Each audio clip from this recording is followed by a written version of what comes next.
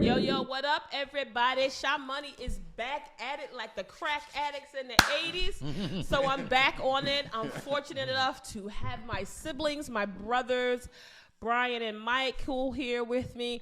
So if you were tuning into last week's episode, we kind of laid a lot of groundwork for our family nucleus, our structure, Facts. Some of the ups and the highs and lows that we went through growing up, and you know, kind of how that built our formative years and how that influenced decisions that we made that might have been good, some might have been bad.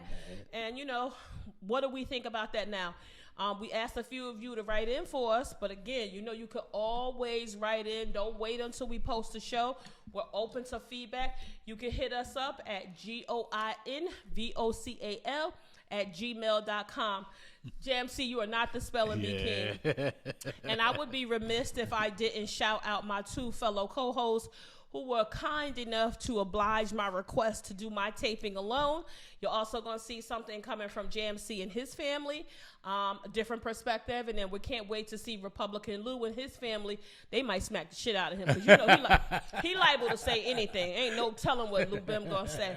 But, you know, and this whole segment is intended to really, it's not meant to replace therapy, but I think family nucleuses, we can do some of the healing together, right? And I think you can lay the groundwork for some of the things that you might have liked or didn't like, and you want to influence a change. So when we start this segment off, we want to talk about one of our siblings.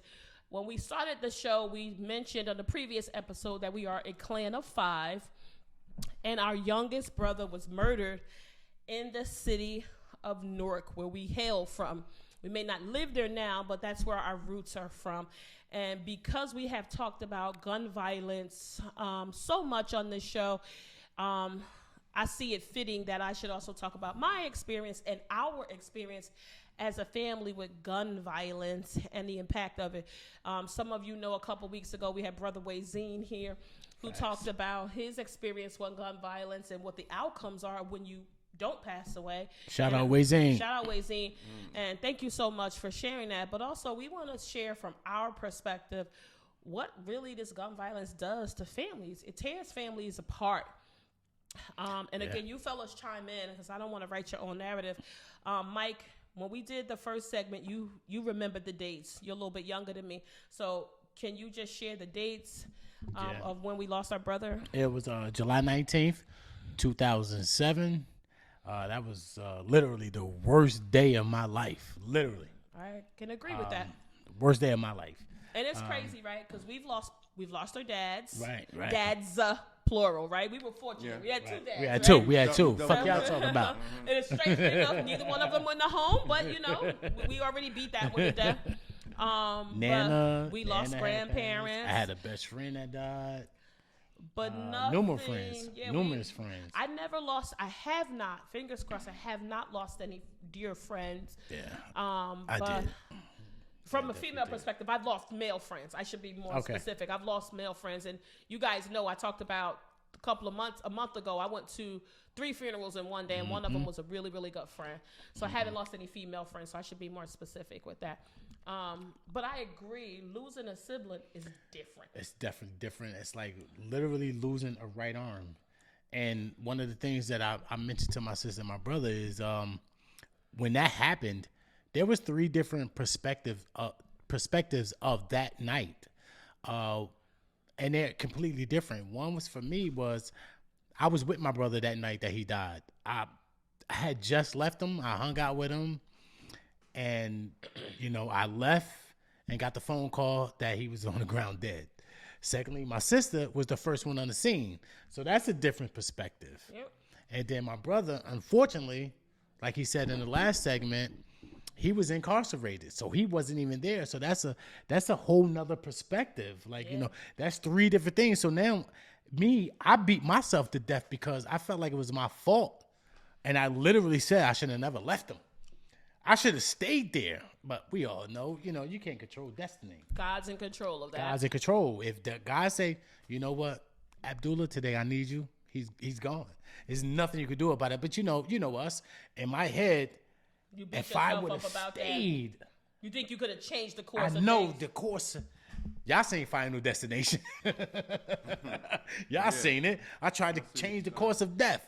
But in our reality, you can't. When your number is called, nobody can beat God. Yeah. And I think from my perspective, because as I've said in the prior segment, I'm the oldest, I'm the only girl, I'm the nucleus, I'm the matriarch of the clan. I feel a responsibility to be like a mother. So when I got to the scene, I was the first one on the scene. So the first thing I automatically did was went to go nurture my brother. But then I feel like now I have this responsibility that I have to also communicate it to my mother. And that is a very, very heavy load. Especially because he was the favorite. He was the favorite. He is by far the favorite. And some people will look at this and say, "Oh my God, a mother has a favorite." Yes, and we all know it. And there was 5 of us, and we all had we were all deputized and a duty to protect him. And look, and the crazy part about it was he was 28 years old when he passed away. The night before, I'm pretty certain he slept in my mother's bed with her. I'm pretty certain. Yeah, I still need counseling from that. I'm pretty certain he slept in the bed with mommy. But again, back to the loss of the brother. And so, Bryan, at the time when we lost our brother, you were incarcerated. Take us through what that was like for you. How did you deal with that? That got to be different. That's different. Oh, man. How were you notified? I don't remember. I know we made calls, but I don't remember. Y'all had called, but it was another guy. It was another guy with our same last name, and they called him all the time because he was cleaning up for them. I was incarcerated, so understand what I'm saying. Right. So they used to call him to clean up all the time. So I hear Whitehead all the time, Whitehead. So I never paid it no attention. Because I know they wasn't calling me because I wasn't the cleaner. I wasn't a worker. But this particular day, they kept calling the name, and eventually they was like, "No, not you, the other one." I'm like, "What?" I knew instantly that something was wrong. Bad. Wow. Because they never call you any other time. And mind you, it's the bond that we have. Yeah. I have to go. The space I have to go to is far as hell. So now your mind is all that's over the longest place. walk of my life because I know I'm going to hear bad news. I know. I just don't know who it is. You don't know who. And anyway, after I found out, and the lady, when she told me, she was real nonchalant. Well, yeah, your brother died. What? You know what I mean? And now you don't know who, right? Because you have multiple brothers. Pulled up the pictures and everything. I'm like, oh my God. But that's when I found out. Oh, she pulled up a picture? Yeah. Of what? Of Nunu. Dead? No. No. I'm like, what time? Like, how'd she get that? Because he was in jail before too, so she just typed his name in and his picture came up and everything. But yeah, that was very, very, very hard to deal with. And now you got all type of guilt and everything going through because like, yo, I knew them guys wasn't right. You know how when the Tupac movie, how he got killed and everything, and Biggie was saying, yo, those dudes you messing with ain't right, man. Yeah. I felt like I should have did that at some point, but he loved them so much that's just what he was. Like I remember once, because my brother, in case y'all don't, my brother died from gang violence, basically. Yeah, he was a blood. I told him I was incarcerated, Reef was incarcerated, and Nuna was incarcerated. I was in Boydtown, Reef was in Annandale, and Nuna was in Yardley. And I wrote both of them when the gangs came over to New Jersey. Now, mind you, I was home maybe 3 years now. No, maybe. you was home. I know. That's what I'm saying. I've been home like 3 years now. Because I think this was your second one going back after me and you. I was in Boydtown. So that was the second one? 1998. That was your second one then, because we came home in 95. Let's come back to the... Well, just the point go ahead. The point that I'm making is I sent both of them letters and told them don't get involved in it. And they listened. Right. They didn't get involved in it until they came home. But I still had a whole bunch of guilt. I'm like, man, I should have took a more stronger stance with it, and maybe I could have changed the narrative, like you saying. You know what I mean? I could have changed something, but I think it damaged the family dynamic Forever. Oh, yeah, definitely. My mother is not the same. I pray for mommy every day. I think at one point I thought we were gonna lose mommy, and we had to call the ambulance for her that day. Yeah, remember? And but even after the fact, even post the funeral and the services and the pomp and circumstance, I felt like I was on the edge. I felt like I couldn't hold it together trying to correspond for mommy. But then I felt like I needed all of us to be there. And I did feel a lot of stress and pressure because we didn't have everybody there. You weren't there. But then also at the same time, I felt for you because I felt like no one inside a correctional facility is going to be able to console you like we could. Do you know how hard? So that's what I was going to say. I don't want to think about hurting me right now. Trying to come. Know how hard that was. I wish I had a cell. I wasn't in a cell. You went out in the open. Yeah, I'm around. So now you can't even grieve. You can't grieve the way you want to. I couldn't because go to the funeral. it's the environment. So let's talk about that. So that's right. That's what I was hoping you was gonna get into. Again, we don't want to take for granted that everybody, all of our listeners and viewers, have experience with correctional facilities and people being arrested. So in the case with our family, and it could have differed for other families, right? They did not. My brother Brian was incarcerated, so we notified the correctional facility. Once we had the funeral arrangements scheduled, we went back to them and tried to facilitate him being brought to the funeral. Now, because he is an inmate of the state of New Jersey at the time, he could not come to the family viewing. But typically, they will facilitate a pre-visit with your deceased loved one. Given that my brother's murder was associated with gang violence as they understood it, they felt as though that it was not safe for an inmate or the correctional officers to come, so he was not able to come. Yeah, this is true. And so they couldn't guarantee the safety of me. That's of him. Yeah, and so I think and the officers. That's one thing that people need to, to think about when you are pulling these guns on people, or you are doing these things. You're ripping a family apart. I can't stress enough how close we have and we still are. But to know that we had lost one of our siblings, like I couldn't be the anchor for that, because that was something that was never ever we could have ever imagined. So I just ask people to think twice, right? A lot of the things that you get upset about, you're angry about, that shit don't be worth it. It's not worth it. I promise you, it ain't worth it. It do not be worth it. It is not worth that pain, that agony, that feeling of defeat. Because we were so close knit that somebody was able to infiltrate what we had and took one of us. I feel like we got shortchanged. Definitely. The word you use, infiltrate, it puts a lot of emphasis and puts it in perspective. Because that's what I felt like somebody infiltrated. So like for me, it's even to this day, 16 years later, I have a big photo, because we didn't talk about this. We put a lot of emphasis around that. We do a lot of things as a family. So one day as a matriarch, I came up with this idea that we should do a photo shoot for mommy. When was it? That was dope too. When was it? At the mall. You remember? When? He had just came home from jail. My brother that had passed away. We hadn't been home together for years. Yeah, so all five of us. Yeah, my mother had not had all five of her children together in many, many, many years, because they were rotating. Two would go, one would go. So when my brother, the youngest brother, came home, it was a huge deal, and I wanted to make sure that we were doing tons of things together. So we did a photo shoot together. That was a great idea, actually. And yeah, right. We still have the photos, and so we got a really big one blown up for the memorial services, and I have it in my home, and I have it turned towards the wall because I can't look at the picture. And it's 16 years later, it just rips a hole in my heart.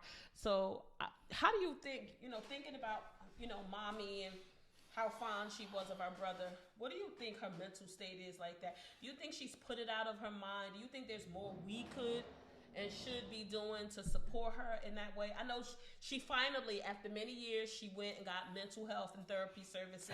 She definitely did. She actually likes the lady. Strangely enough, my mother likes her therapist. She told me the other day, the therapist said hi. I said, how the hell your therapist know me? She was like, oh, I've been talking about you in there. So shout out to her therapist. I forgot the name of the woman.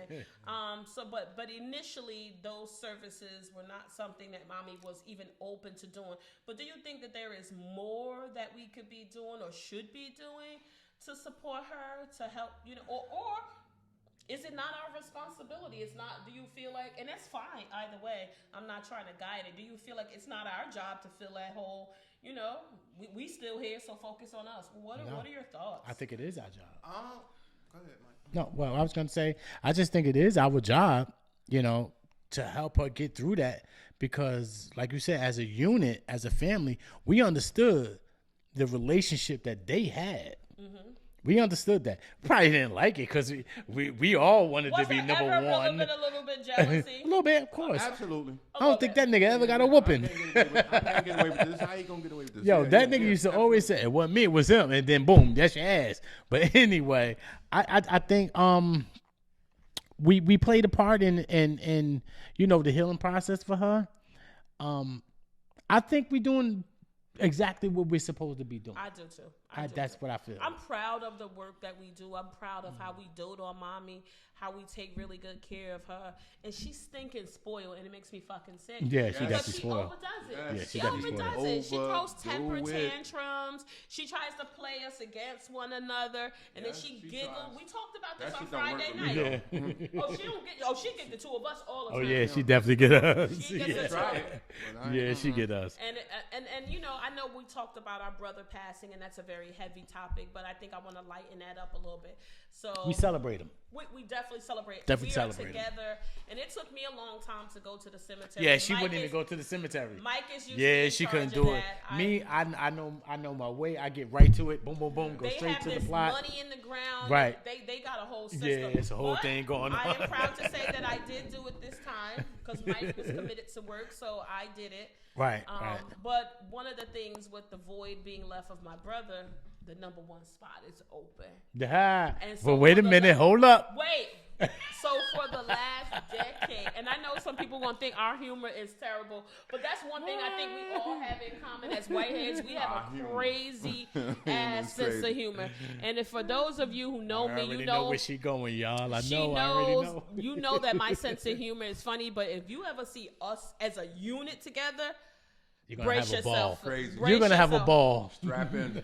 Yeah, because it's gonna be a wild ride, It's right? gonna be crazy. So the number one spot is up for the taking. That's And probably me- mine. So already. No, it ain't. Pull No, chill you out. crazy. You at the bottom of the totem pole, homie. Trust me. Me and Mike have been engaged in a heated battle year after year for the number one spot. And so, Mike, would you like to tell shit. people what you I have think done? I might have They're started lying. it off, right? So my mother's a huge Jay-Z fan. Don't nobody judge my mama. Huge. Yes, right now she's 69 years old. Huge Jay-Z fan, Somebody right? tag Jay-Z. Right. Yeah, good job. And so, shout out to Kim, one of my ex-girlfriends, but it's my homie. We still cool. Kim, you know, used to work for the Prudential Center. She was able to get tickets for me for my mother to see Jay-Z, right? So my mother don't know she's going to see Jay-Z. So I include my sister. Like, look, I need you to do me a favor. Say you're going to meet mommy somewhere to take her to lunch or dinner or whatever, so I can set her up to go to this show, right? So Without we had, her knowing. Right, without her knowing. So we at the Prudential Center, and I'm waiting for Kim to call me to give me the okay that it's time to come in, right? So she's sitting there, she waiting. Now my mother she's not dumb at all. And she not patient. She's not patient. She's like, Mike, why the hell am I still sitting here? I'm like, Ma, I'm waiting for Shalene. She told me to come here. I don't know what. Look, you want to be mad at somebody? Be mad at her. She called me and she was like, he don't got no money. He said he's not taking me out to eat. Yep. Come get me right Right? now. I 'Cause told her, that's the truth. I told her I ain't had no money. Ma, I don't got no gas to be driving you all the way over. You got to sit here and wait. The whole spew. I did the whole thing, right? So while we waiting for Kim, right? I probably never told you this. Some guy came to the window. came to I my window in my remember, I car. remember. Hey, what's up, fam? I got them Jay-Z t-shirts. He ruined the good surprise. Like Big Daddy. Hey, Pooh. I ain't never been so mad at somebody in my. I told that man, get the fuck away from my window, man. So, but look, mommy ain't catch it. She didn't catch it right then and there. Man, get the fuck away from my window. She started laughing at that or whatever, right? So, boom. A few minutes later, I get the call. Kim like, all right, boom, come on in. Shout out to you once again, Kim. I really, really appreciate that. Thank you. But I didn't want to get it right then and there because she probably would have been on it. Mm-hmm. So we start. I'm like, Ma, come on, let's get out the car. She like, why? I said, because we going inside here at the Prudential Center. downtown Newark, right? Yeah, she didn't want to go. She didn't want to go. Right, I'm waiting for Shalene. Shalene got the spot. I want to go eat, and that was at what's that spot? Cheesecake Factory. That was the lie. So as we walking, I'm like, "Oh, we about to go in there." She's like, "For what?" I said, "We're gonna go see Jay-Z." She said, "Mike, stop playing with me." There was a girl right there. I said, "Excuse me, sweetheart, you going here tonight?" She was like, "Yeah." I said, "Could you please tell her who's gonna be here?" She was like, "Jay-Z." She stopped. She almost had a heart attack right there. She stopped right there. I'm on my way. Oh, Elizabeth, I'm on my way. Immediately. So we go inside. Kim give her the tickets, and we go. And she's like, "Mike, is he really here?" I'm like, "Ma, he's here. This is why the arena is filling up." But what made you do that, though? What made you go? Because I just knew. Jay-Z coming to Newark. My mother lives in Newark. There's no way I'm not going to allow that to happen and my mother don't see Jay-Z. And that speaks volume about our There's love no that we way have that's for going to her. happen. So You know what I mean? He had the top spot. But I did it though. So she ended up seeing Jay-Z and she loved him. She But did. the whole show, she said, he was looking at me. She really thought that He was looking at me. But at the end of the day, she had an awesome Amazing time. time. She loved it. And you know, when he came out, do you know his? I can't do it like Jay-Z. How you doing, Pooh? Right. When she heard that, because I told her, I said, "Mom, this is what's gonna happen. Right now, they have an arena DJ. He's gonna be playing music. Once he stops and the lights go out, the show is gonna start. When that happened, man, and we had good seats, like we had the best seats. Like they were right there on the side of the stage. So like as he performed, every time he looked, it did look like he was looking at us because we were right there. Oh, you close. Okay. When them lights went off, and then the first song he came out to was damn, I can't think of the name of the song. But anyway, she ran down the steps. She took off right there. The security guard tried to stop. I said, look, that's my mother. Just let her be. And he moved. He moved out the way. She does that at she all was the she was concerts. good. She was good right there. So man. I could not accept that because Mike was temporarily in the first. The song. challenge I said, was "Oh, on." the challenge. Challenge. So I started taking my mom You got the one on. up 'em? I got my mom a passport. I took her on international trips, and then my mother again. She's from Newark, New Jersey, and then most people that's from Newark, Baltimore, never been Detroit, they love the Whispers. The Oh, Whispers yeah. Oh, is yeah. a 60s, 70s oldies group now. Yeah. My mother is a die-hard Whispers fan.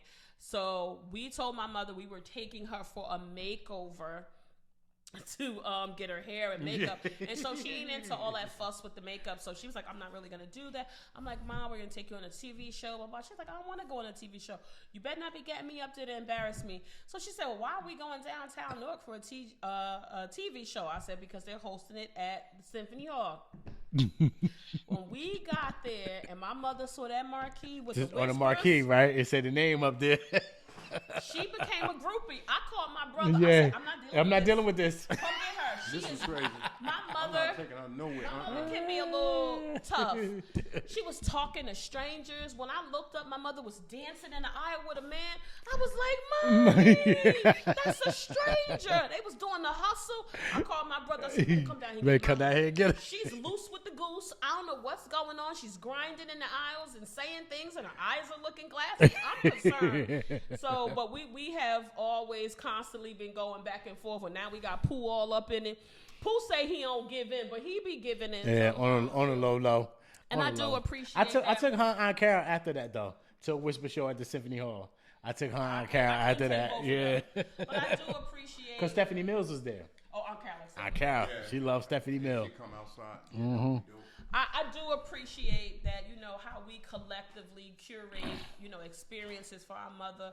Most recently, us with the help of my brother in Ohio 3 years ago at the start of the pandemic. It was so crazy. My mother and I were having a conversation, and she said she had never had a birthday celebration, even as a child. So I got on the phone with my brothers like, this world is crazy. We don't know if we're all going to be here. Yeah, we're this going is to give 2020. mommy Yeah, we're gonna give mommy a party now. That was 2020. Mm-hmm. Wow.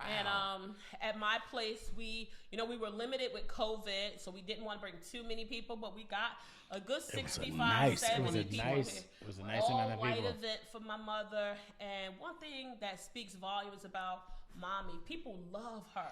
Oh my God! People They came out for her too. They traveled from other states. For real, other states and everything. There were people that she hadn't when they seen heard that, in like 10 what? years. Cheryl having a party. I'm on They the way. came. So we came in people enough that are part of our macro village that came out. I want to give a shout out to my friend Shelly. She was my first friend ever in life. Shelly or Shell Johnson, Mike Johnson's little sister. She hadn't seen my mother in years, and I sent her something. I said, my mom's always loved you. Do you think you could make it? In the height of a global pandemic, this woman came out to see my mother. So shout out to Shelly Johnson. You always be my best friend. But the DJ came. The DJ was one of her former friends. One of her closest friends. He wouldn't let us, he wouldn't allow us to pay him.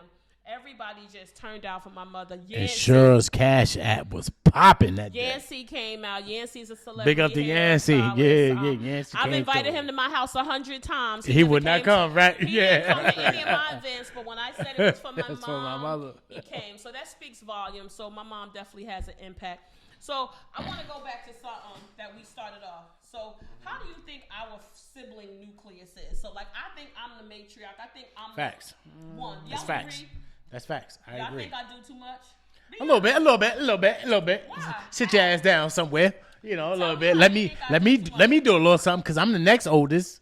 Let me do something. Give me an example of how you think. But no. I mean, no. You're supposed to. You're the oldest one. You probably see things different than what we see it because you're the female. Yeah. So our testosterone could be taking us in a whole different direction where we all thinking we the shit. We know what we talking about. No, nigga, slow down. This is what it really is. And when you slow down, you can actually see like, oh shit, she right. She right. You know what I mean? But and other times she wrong. Don't think you're all the time wrong now. Come on now. I think we just have had different life experiences. Right. So what I was saying to you, so we had started this conversation just talking family stuff. Friday. I think on Friday. Yeah, it was Friday. Evening. We went well into like the wee hours of the night. 1:30, 2 o'clock in the morning. You was there. We was on the porch, man. You had a little sippy sip. That's what that was. You had a little sippy sip. We working on Brian. We praying on Brian. Yeah. Get his life together. And I think I was trying to explain to my brothers, mostly Mike, because Pooh was zoned out. Mm-hmm. But he was there physically. I think that my life experiences has been a little different, and that's what's kind of shaped me in a different way. And I think for me, one of the things that I've always taken to heart is when I don't keep things close to the vest. If I find a way to do something, the first thing I want to do is share it with the people that I care about and love. And so to me, sometimes it is frustrating when I know that you all have such fantastic potential. And we didn't talk about this, but my brother Brian is by far the most intellectual one of us, right? Oh, we talked about that the other day. This guy's just the smartest out of all of us. He is, I work. We're not dummies. No. But it's just that dude. This dude smart as hell. Aptitude, he's always scored really off the charts in terms of his IQ. Without even trying. It just comes easy to him. Mm-hmm. He's very analytical. You can put something in front of him, and he can solve. He's gonna dissect it.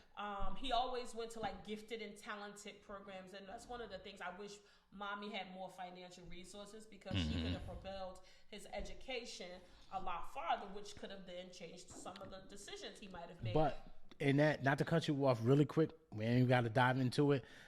That part of it, that's where the male members were supposed to come in. Oh, absolutely. You know what I mean? I agree and tack on to that. Like my basketball talent.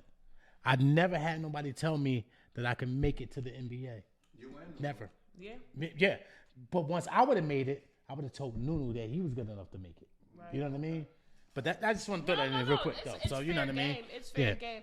I think that's where sometimes when we have like family conversations where I get frustrated and sometimes upset because I know that there's a lot of potential here in the family. And I feel like we're not doing enough to magnify that. and I feel like I'm the only one that said, hey, we should do this or we should do this. Like, so my brother Mike has wanted to start a mobile business for some time, and we've been talking about it and talking about it, but like, I feel like, why the fuck am I the only one that wants to do that? Like, you have the passion for it. Maybe I might have the aptitude, but Pooh is way more smarter than me. And then we could use the other siblings and cousins to help support to be like, why aren't we doing that? And that's where I get frustrated. Like, you know, we have all this potential. Why aren't we doing anything with it? Like, we should be trying to do something to leave a legacy for the nephews and nieces, the grandkids that we're all starting to have. Like, that's what I want us to focus on. And then also I want us to change the dynamic. You know, we talked about all the dysfunction and the drug use. People have moved away from that. But we also need to be exposing our family to other shit. Right. Facts, it's like sometimes I feel like a lot of it falls on me, and sometimes it be too much of a heavy load. Yeah, it's too much of a load for you. It be too much. Yeah, it's too much of a load. I can imagine. And I'm getting older. But you're just the oldest female, but I'm the oldest male. So where do you feel any responsibility falls on you? I feel 95% of it falls on me because after me it's all males. That's true. So, in some strange way, I am the male that they all supposed to look up to. Do you feel they do? No. Why? Because there were some things that I may have left out. There were some things that I probably didn't. Like, for instance, what Pooh said about Nunu. I didn't pull Nunu's coattail like, look, nigga, fuck that street shit. I didn't make it to the NBA.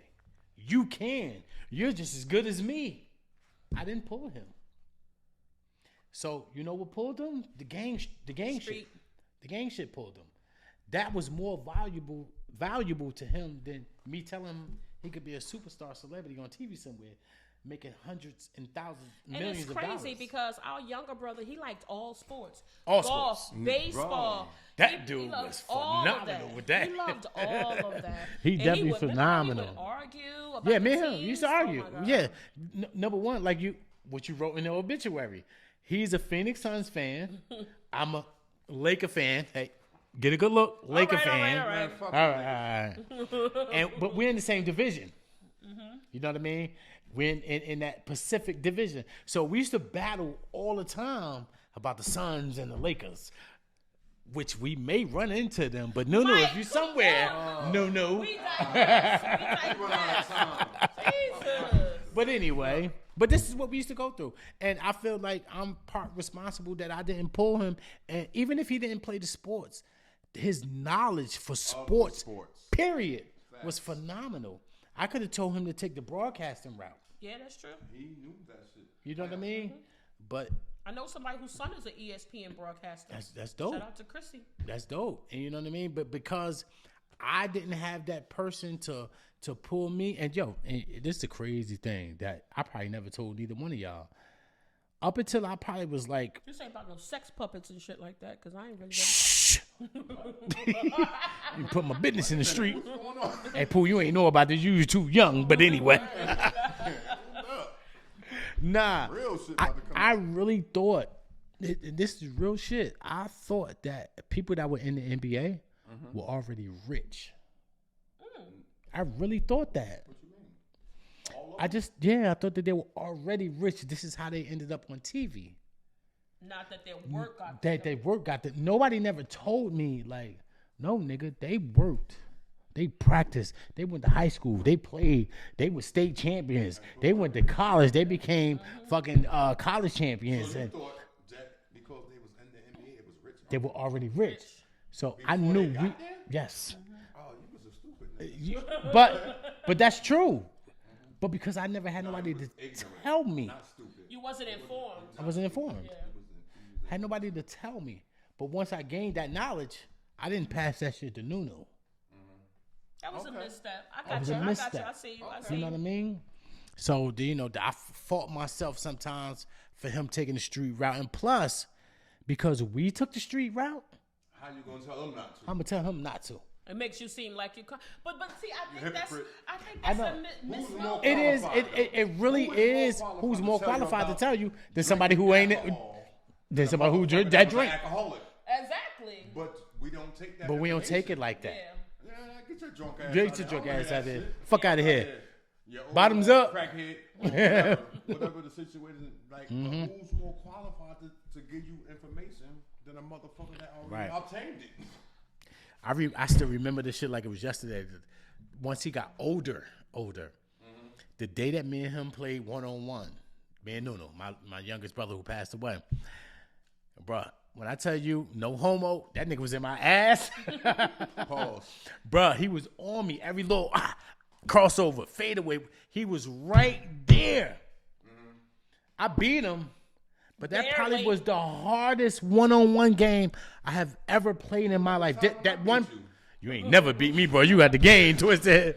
Nah, nigga. Pooh don't fuck around. Pooh is by himself reading his books, watching his shows. Pooh could be in. Me and Bryan have been in the house. Pooh.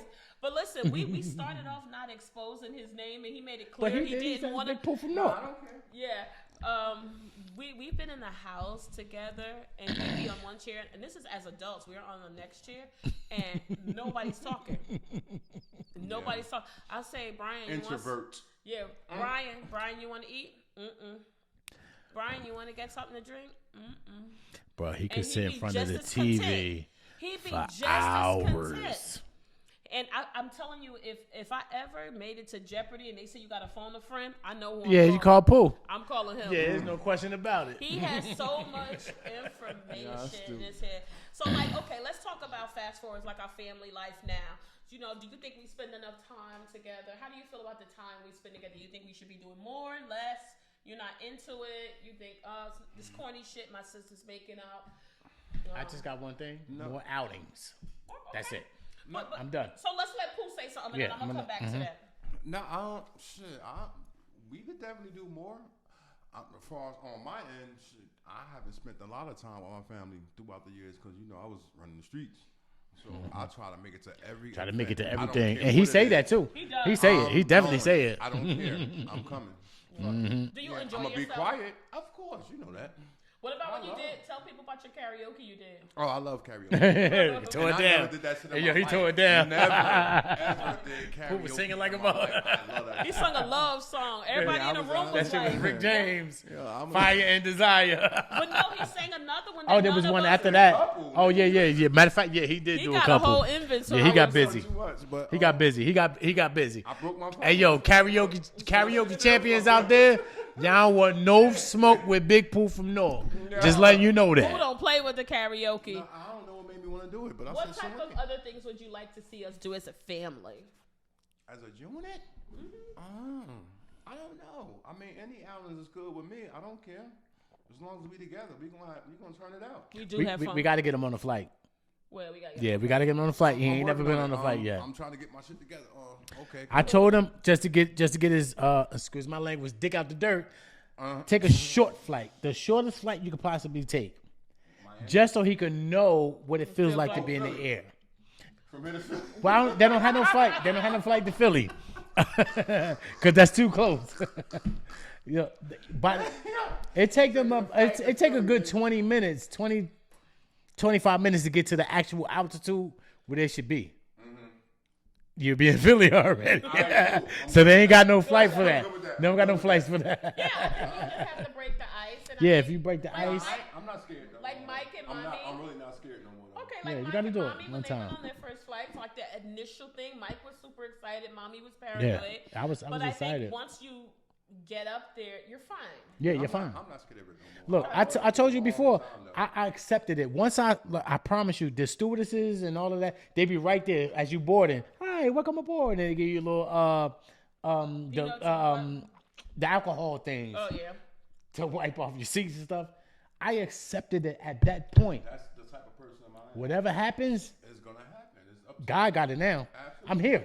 Oh, let's talk about I got a few minutes. I probably could jump off this flight, but I ain't doing that. Probably not. I'm not gonna do that. Let's talk about that because you just jogged my memory because that's something I want to talk. How important has and is religion in our family? It's very important to me. Religion? God is everything to me. Everything. Well, how come you don't go to church with me? I do go to church with you when you ask me to. Oh, so it's only when I ask you to. Yeah. I'm just trying to figure out. And I just want to put some context. So as a family unit, we have multiple religions that we practice. So we have some members of our family who are Muslim, and then we Christian. have some people who are Christian, and then we have some who are atheists. And strangely, Clearly, you see the Sunni, so y'all know where he is. No, you said the No, I'm saying y'all see the Sunni. See the Sunni, y'all know where he So is. at one time, I thought mommy was like an atheist. Because I think she was angry. I thought she was angry. Well, let me say What this are you real laughing quick. at? Don't That's bring that crazy. old shit Yeah, up. mommy- Mike, don't bring that old shit up. Mommy might be an atheist. Wait, but no, you anyway. caught me mid-sip, but just to say that she atheist. No, because I felt like she wasn't really. She's I not just really a think- religious. She's She's not not a a religious person. She's Nah, not. She really not. So do you think it's You know something she's that Muslim though, because Yeah. her Muslim name is Khadija. So she's actually No, Muslim. Mommy is from an era where everybody had Muslim attributes. All of us do. Yeah, but I get what you're saying. But if she was to choose a religion, she would choose Islam. All right. if We she should chose. ask her. That's a good probably question. We need to, Yeah. But mommy come up in an era where it was the FOIs. Yeah. Yeah. And that was like really like the pro-black, like this after the slavery and the depression and all that oppression and all that. So that was the thing. My to mother was unite- born in 1953, just so y'all know. It was the thing to unite black people. So that was the thing. All our uncles was Muslim. Yeah, Muslim. All of them was Muslims. our aunts. All of them was Muslim. All of them, yeah. And look at her, all of them. Yeah. Yeah, even Aunt Carol. Yeah, they all were Muslim. Her name is Belinda now. So Belinda. how come we don't? Salam. That was always Aunt Carol's name. But that's her though. name, That though. was always Aunt Yo, Carol's name. you know what? That's I her just name. found that out. That's actually her name. Aunt Carol's name is Belinda. Her name is Carol. Carol. Belinda Carol. Yeah, that's not a Muslim Yes. name. That's Aunt Carol's real name. Well, her name wasn't Salam. No, that's No, not it wasn't Salam, but Belinda was always her name. always her name. Yeah. Nigga, me Aunt neither. Carol's name is Belinda Carol. Yes.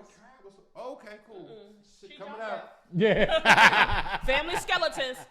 So, all right, let's get back on topic because I want to make sure we get time to close our segment. Okay. So, is there anything that we need to do more? Well, how come, we talked about all these traumas and things that we had. How come we never went to therapy? Are you open to it? I'm definitely open to it. 100%. How about you, Brian? Don't feel under pressure. You say how you feel. If that's I think. You got to think about this, though. It's a good question, but I don't know if you realize it, but you're doing therapy right now. but not from a clinical perspective. Right, not from There may a be clinical. some things that You're you letting can things do. out. Well, we probably got to do this again. Right, How yeah. about that? You may have some, We could do that. you may have some things that you want to talk about in private that you don't want us there for that you need to do. I know I went to therapy. I don't know if you know that, but Mike knows that I know, went to therapy very intensely for over a year. I'm getting ready to restart some of my sessions. Not that anything, and just to be clear, we've had TheraCouch on here. Therapy doesn't mean something's wrong, right? But there, you just may need someone to talk to get some guidance, to things. release Need some help. stress. Yeah, but it's not necessarily always Something a bad wrong. Yeah, I'm thing. not looking at that so as a I'm a bad big proponent. Yeah, for therapy. I would go though. I'm open. To I would everything. definitely advocate therapy. I'm open. Family therapy. Sorry, one-on-one That's what we therapy. need. The family. Family therapy. Right, that's what I'm saying. That's what she's talking about. Yeah. That's what she's talking about. Family I'm therapy, How do you one-on-one think that would therapy. go? So let's talk about how you.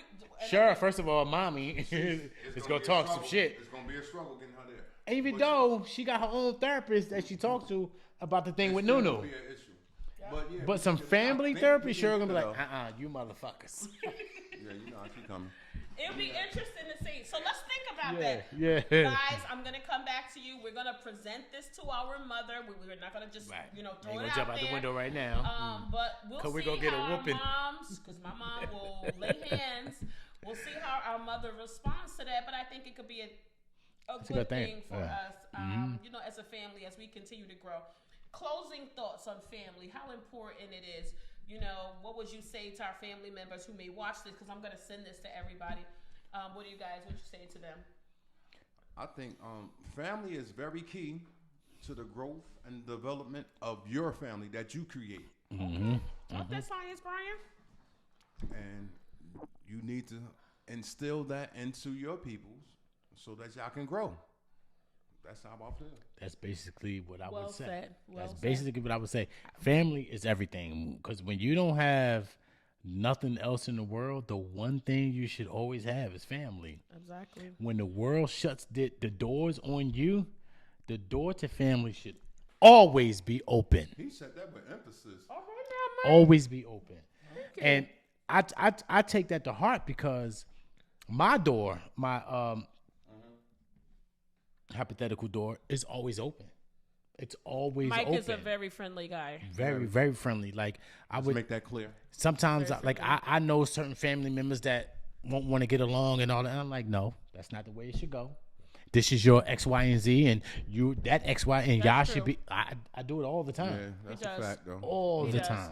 He does. So family is very I'll be important. giving a fuck sometimes. This is true. I don't. Yeah, it is. Yep, Yeah. but I no need for me to go over top of that. I think you guys have said a lot. So again, on behalf of the Going Vocal Pod Squad, JMC, Republican Lou, and Sha-Money, we want to thank both Michael and Bryan for coming in. AKA And Big Pooh from North. Big Pooh from North. And if y'all wouldn't have came, I would have told mommy. Should have fucked y'all up. But With shout 2 out ass to whoopings on deck. Shout out to the family. And so just our PSA is to continue to build your family nucleus. Love on the people that love on you. Facts. Your family can be broader than just your siblings or your mom and dad. It could be your extended family. We are very, very fortunate. We have a strong extended family. We got people in Newark who have joined our family, but they don't wear the right colors to the family function. You know who Somebody you are. named, I'm going to say his name. I'm sorry. I'm going to say his name. Mr. Roy Anthony Simmons. Jorge. Roy. Has been integrated in our family. He a whitehead now. He a whitehead. He a whitehead. He got a rent-a-center bill and everything. I'm fortunate enough that a lot of my Love you, Roy. sister friends have become like surrogates to my siblings, for my brothers, except for when my brothers are flirting with them. Yeah. But we keep the Big lines facts. very clear. But, we're really, really fortunate. So shout out to the entire Wayhead family. We love you. We're praying for you. If you have any thoughts, and if you're a listener or a viewer, you want to send in some of your family traditions and how your family has dealt with some traumas. And, if we can get you connected with some of the resources that we've had on the show, TheraCouch is one, organization that you can reach out to. We're happy to hear that. You can write us in at goinvocal@gmail.com. Ooh, JMC, you in trouble. JMC, I'm on your ass. And listen, we're not going to end. Before, I would be remiss if I didn't make sure and include my family in the segment of the show that I love the most. Is that get your shit together. Get it together. Listen, let's light some people up. I know who I want to light up. Okay, I already go got on. mine. Wait a minute. I already got mine. I can start mine. I can start mine right now. Go. What? Go. Old ass white people. Get y'all shit together. And I didn't look up the name. I'm sorry, but I know it's in the headlines. Y'all know who I'm talking about. Yep. The young man who was shot by the white man who the young black man mistakenly went to the wrong address. Yep. If I'm not mistaken, he was going to pick up his sister, His brothers. Instead of Avenue, he went to Terrace. White man shot him twice The man in the is head and everything. 84-year-old man shot him. And they arrested him for arsenal assault. Now, yeah, he almost killed him, but the young man is home now. He just came home. He's home Yes, thank recovering. God. Yeah, He's thank home God. recovering. Thank God. And I saw another story today.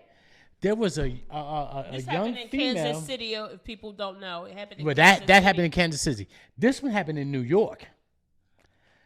A young female and her friends, they were going to pick up another friend and pulled into the driveway. It was like, okay, we at her house. 20-year-old. Yeah, 20 years old.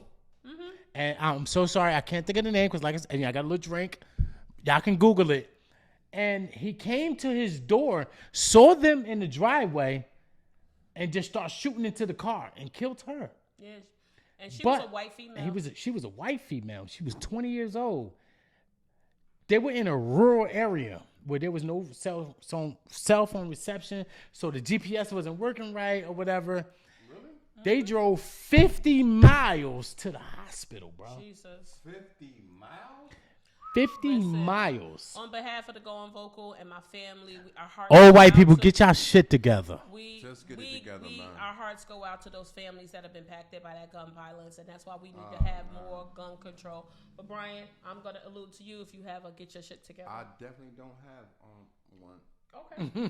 Anything happened to you recently where somebody just annoyed you or something like that that you can think of? What I'm gonna say, Ex-girlfriends or something like I that. ain't putting that out there. Oh, all right. That's gonna be a whole other segment. I'm gonna talk about my job. Okay. FedEx in Edison. Facts. I keep calling y'all. Y'all telling me y'all gonna give me a transfer, and you're not answering the fucking phone. Get y'all shit together. Get your shit I need to together. go to work. Y'all playing with me. My boy need his job. I need to go to work. Stop Y'all playing. Bugging. Transfer that man. I think Facts. Mine is kind of simple. Usually, if y'all watch the show, y'all know I usually have long ones. All right, give me one. Something that has just been bugging me is this whole shit about tipping. Tipping, right? So think about when we went to McDonald's as a family the other day, Right. and so. Go ahead. You was there, Pooh? You No, was you was there. home. You was home. You You was was home. there. But you waited for the order. And so when you go to all of these like restaurants or Starbucks, or it's not a restaurant, let me take that back. You go to these places like a Dunkin' Donuts, a Starbucks, a Panera, a Pizza Parlor, and you get one bottle of water or a cup of coffee, they're asking you to tip people. That is not a tippable service. Yeah, that's not a typical. And so, Yeah, they're That don't asking- qualify. That's not a It typical doesn't qualify. typical service. It's definitely not not. a typical At service. fast food? Yes. No, They wow. try to shame you and they try to turn the screen around and get you to hit a dollar amount or a percentage. So over the last week, I was traveling out of state with my daughter, and I asked several people. Shout out to Kaya. Shout out to Kaya. I asked random strangers. We were in a Target, and I said, Miss, I know I don't know you, but I want to ask a question. I'm taking an informal survey. So at first, the lady gave me a crazy look like, what is this? But I said, I'm serious. This is not a joke or anything. And so I asked this woman. I asked 5 people, and all 5 people felt that they did not like to be asked at like a McDonald's or Starbucks or Dunkin' Donuts to give a tip. Nobody agrees with this. Yeah. So I don't know where this concept has come from. I believe in tipping. I think I'm a really good tipper when it's a tippable service. When it's appropriate. When it's appropriate. When you have done something, or if I'm in a restaurant, you've gone above and beyond. Yeah. Mm-hmm. Or if you have done something for me, like I had someone help me with my groceries to the car. That wasn't their job or their remit, but they did it, so I gave them money. Yeah. But just to be, I feel like that whole McDonald's, Starbucks, Dunkin' Donuts shit, after you just get a coffee or water, I feel like that's begging. So I think that's something where people have to. Nah, you might as well be outside with a cup. You might as well. Yeah, I think that is something. You work here. This is your job. We have to do better with that instead of trying to shame people. But listen, people, thank you for tuning in. We do not take it lightly here at the Going Vocal Pod Squad that you guys are tuning in. Continue to send in your feedback. And you know what we always say, whatever you do, always go vocal, baby. Peace. Keep going vocal. Everybody tune into the Pod Squad now.